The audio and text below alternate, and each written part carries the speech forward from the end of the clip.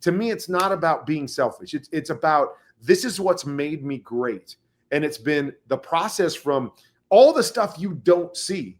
But that process, what makes that process beautiful is it playing out on a Sunday afternoon, it playing out on the biggest stage. And we believe that process will lead to the winning, but the ultimate goal isn't the winning. That's what people miss and get misconstrued. And that's, to me, what's wrong with our society, is that we think that's the only thing that matters.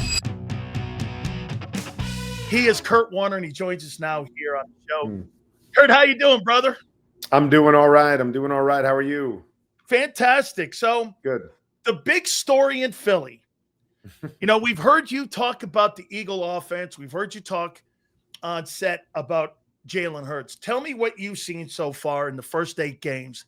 Yesterday was a great game, followed up by an exceptional game where he had a perfect game going there.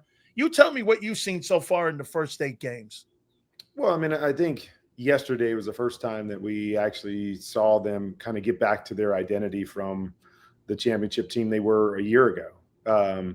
The run first, finding ways to get big plays, getting Saquon in space.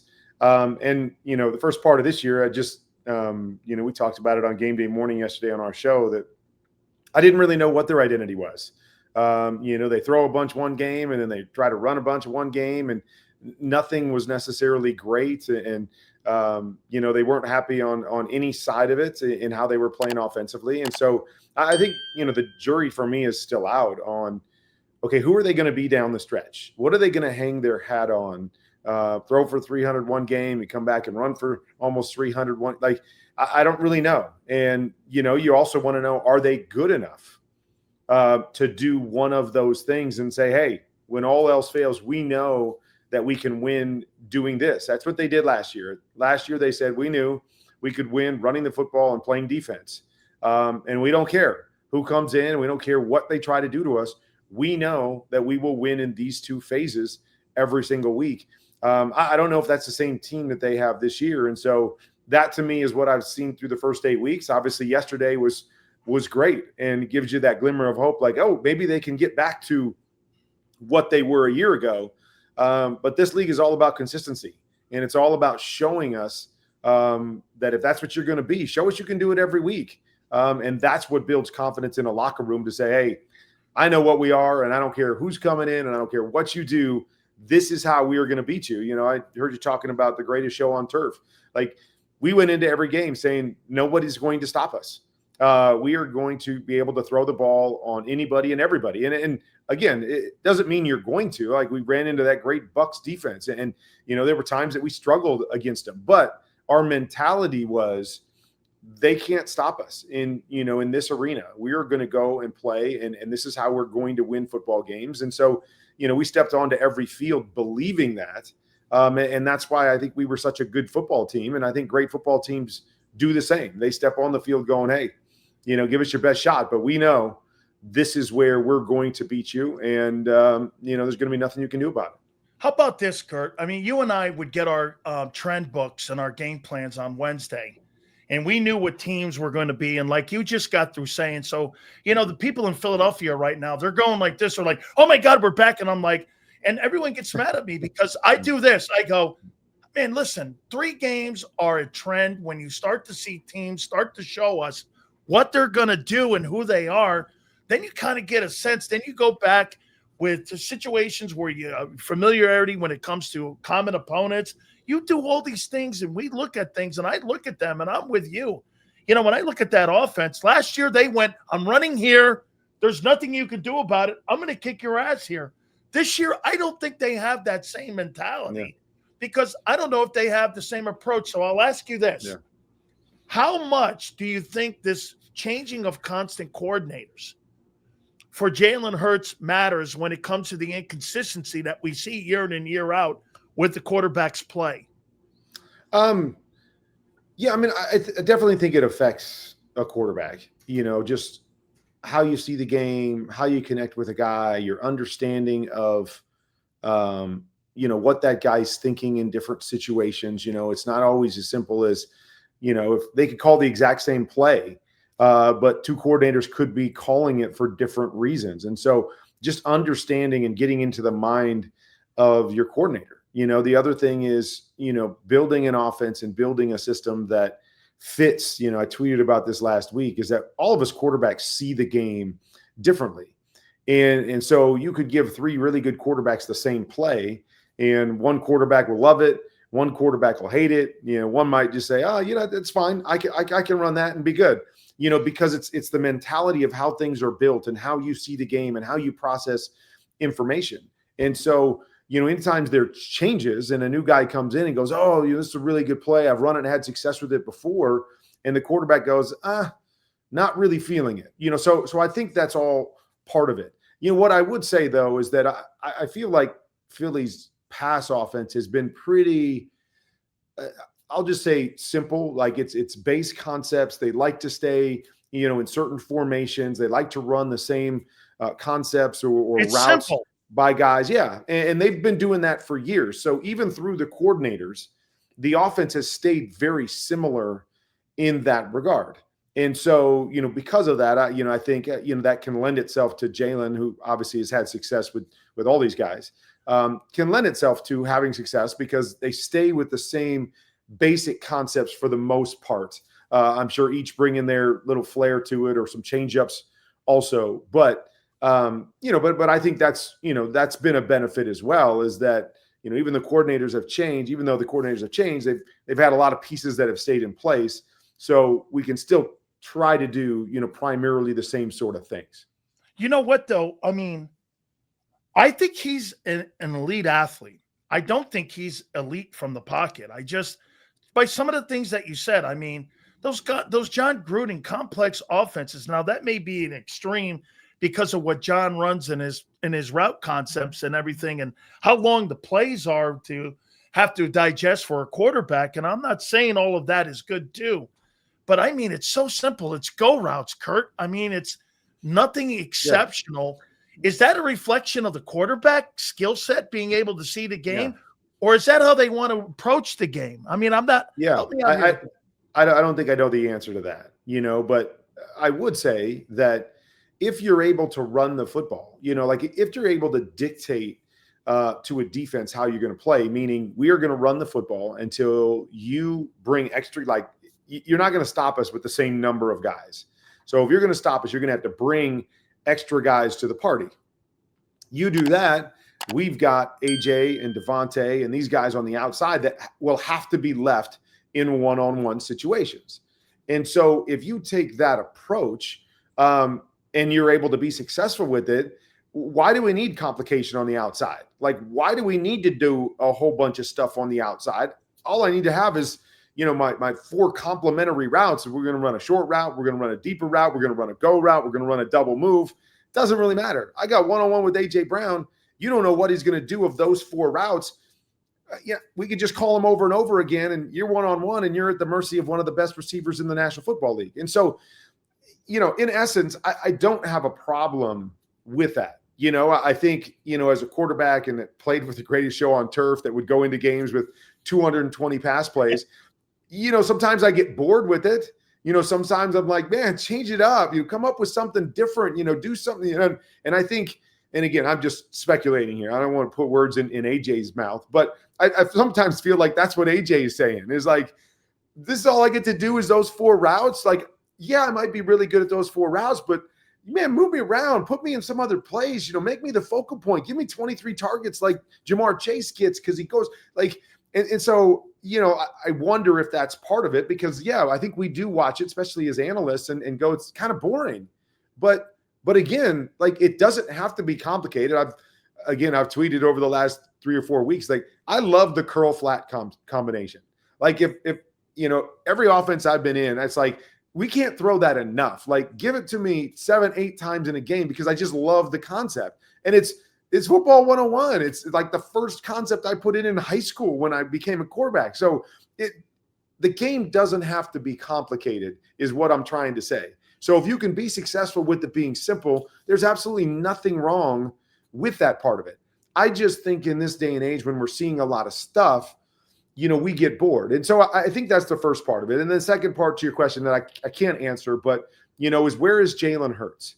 Like, I think Jalen is a tremendous thrower when he knows where he wants to go with the football. So when his first read is open, there's not a throw that he can't make, down the field. Like, he throws the ball really, really well.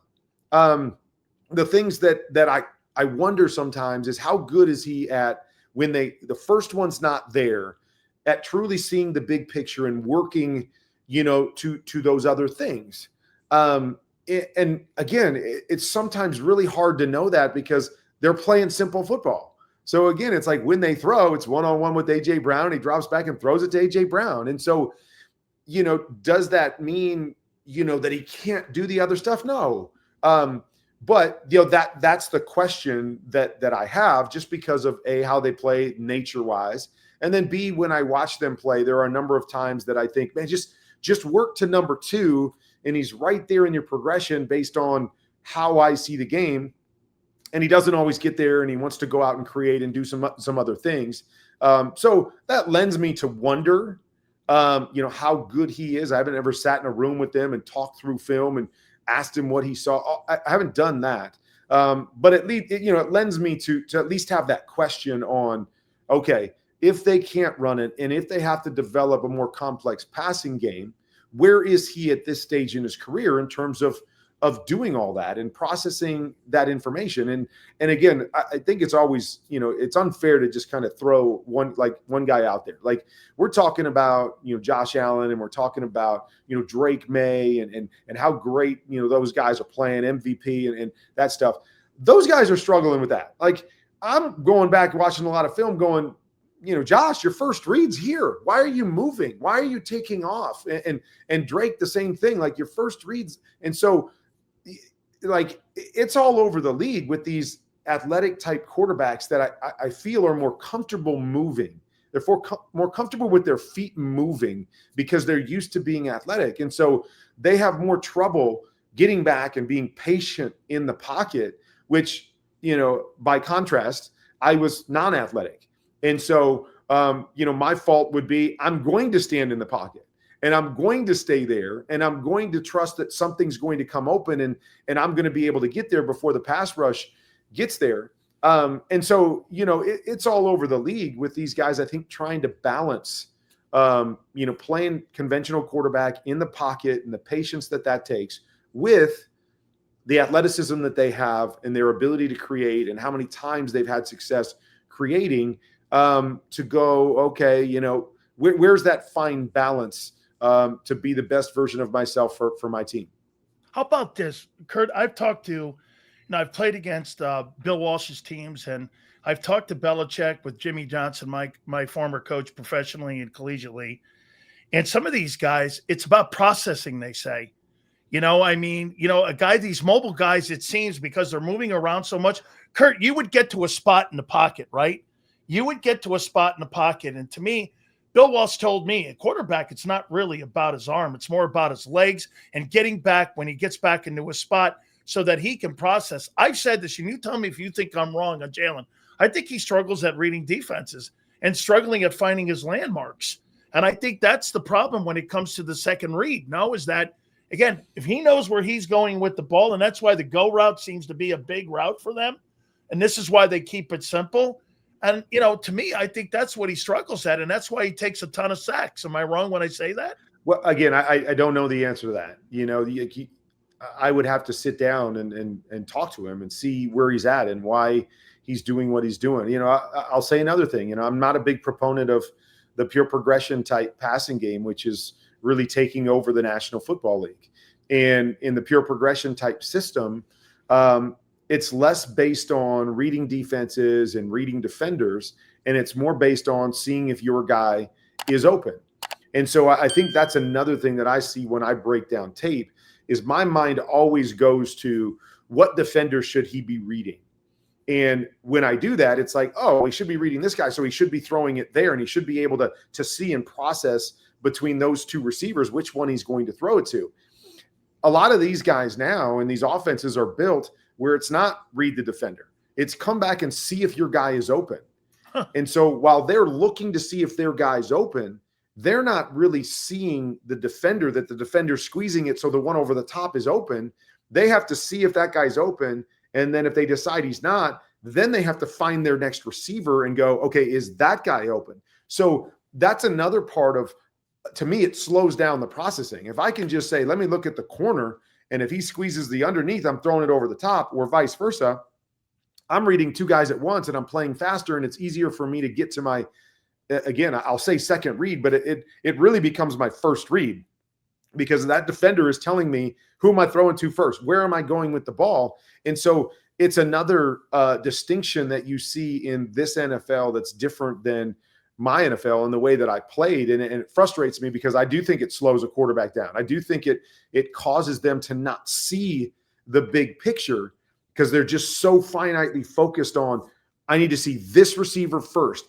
Is he open? Can I fit it to him? And then if the answer is no, they don't really know what else is going on. And again, my opinion, they don't really know what else is going on because they haven't looked at the entire picture, and they haven't seen defenders, and they're not making those decisions based on the defenders that they're reading.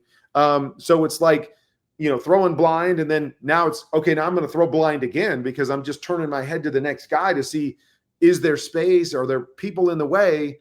And for me, I never played that way. To me, it was always find the defender. The defender will always tell you. And the next piece of it, you have to have good quality concepts that put a defender in conflict.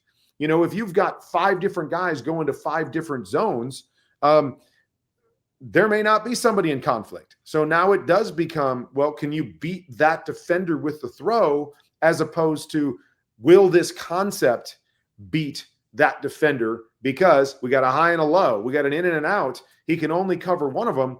And so those are all the elements that, have been introduced into the NFL now, that, add a lot more complexity to understanding what these guys are being taught, what they're seeing. Are they even being taught to read coverages, where I go back and go, he's not very good at reading coverages because this tells him he should be going there. But if they're not taught that, then it's a disservice to say that to them, even though, in my mind, it's like, well, teach him that, because if you teach him that, the game becomes easier and it speeds up and it's faster. And so with all these great athletes that we have in the NFL, reading 2 guys at once as opposed to reading 2 guys at different times, I'm going to always be faster than you are at getting the ball out and getting it to the right guy. So I just think there's so many elements that it's hard to definitively say this or that about a particular guy. But it's part of what definitely frustrates me as an analyst, because I think the game, I think the game could be easier. Now, having to see all that and process it is not probably easier than just going, hey, look at this guy and see if he's open, then look at this guy. But if you're able to do that, I think it makes the game easier and faster, so you don't have to rely so much on the athletic part of it and taking off and running and creating in space, because boom, boom, I've got my reads right here. The defender tells me, boom, ball's out of my hands, and I can play a little bit faster from that perspective. 2 last questions here for you, Kurt. I know you got to run here. Let me throw this at you here with this question. If you had a wide receiver like A.J. Brown, and you got to remember, and I tried telling people this, why these wide receivers today are more chatty is because defenseless wide receivers, back in the day, you didn't hear people chirping back there because you got knocked out coming across the middle of the field. And now we've created this guy who is pretty much on every single football team. How would you handle AJ if you're a quarterback and he was on your team and in your huddle? Guy chirping, I want to be more involved. See, I think quarterbacks see the game the way the game is coming to them and how they see the game to win. I think wide receivers want the game to go through them, and they want to win through their eyes. You see it through a team concept and a huddle concept. How would you handle AJ? Well, let's have a little fun with this, because a couple years ago when AJ made headlines for reading inner excellence on the sideline, recently my son picked up the book and sent it to me and said, hey, Dad, will you read this with me? And so we just kind of getting into it. But even before I picked it up, I actually tweeted something earlier in the year, and it was around AJ Brown, because everybody out there takes this approach that winning is everything. And what I don't think people understand is that great competitors, that's not true. Now, the bottom line is we believe the byproduct of what we do to be great will be winning, but it's not about the winning. It's about the competing. It's about the process. It's about being involved in the process of winning or competing. And so that to me is what AJ keeps saying, is that, we've got this big picture that it should all be about winning. So AJ, hey, we know you're great, but you should just be happy, having a participation trophy. And what great players say is, I'm not happy with that. I'm not happy with the participation trophy. What I love and what makes me great is competing and having an impact in that game, right? Like, I want the ball in my hands when the game is on the line. I want opportunities. We talked to Patrick Surtain a week ago for our broadcast, and I said, what's the most frustrating thing for a DB? And he said, when I get no targets. Like, I don't want to just run around. I don't want to just do conditioning. I'm here to be great, and the only way I can be great is when the ball is thrown at me. And AJ's saying the same thing. The only way I can be great is when I'm involved in the process. And so to me, it has nothing to do with being selfish and saying, I want the ball more. That's not what he's saying. What he's saying is, I'm great. And to be great, I need to be involved in the process. Otherwise, I don't really care. Like, I've heard great play. Tom Brady, greatest that we've ever seen, has won a lot of championships.